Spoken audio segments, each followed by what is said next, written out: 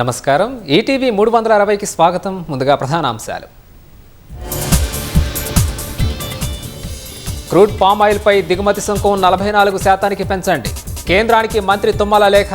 వంట నూనెల లక్ష్యాలు చేరుకోలేమని వెల్లడి. హ్యామ్ రోడ్ల ప్యాకేజీలపై మంత్రి కోమటిరెడ్డి సమీక్ష. ఆగస్టు వరకు టెండర్ ప్రక్రియ ప్రారంభంపై సమాలోచన. మంత్రిగా ఎలాంటి తప్పులు చేయలేదన్న కొండా సురేఖ. అధిష్టానం ఆదేశాలు తూచా తప్పక పాటిస్తున్నానన్న మురళి. సాయంత్రం హైదరాబాద్కు ఏఐసీసీ అధ్యక్షుడు మల్లికార్జున ఖర్గే. పీసీసీ నేతలు క్షేత్రస్థాయి కార్యకర్తలతో రేపు విస్తృత సమావేశాలు. ఈ కార్ కేసులో ఏసీబీ ముందుకు అరవింద్ కుమార్. కేటీఆర్, బిఎల్ఎన్ రెడ్డి స్టేట్మెంట్ ఆధారంగా విచారణ. మాలిలో 3 భారతీయులను అపహరించిన ఉగ్రవాదులు. రక్షించాలంటూ అక్కడి ప్రభుత్వానికి విదేశాంగ శాఖ విన్నపం.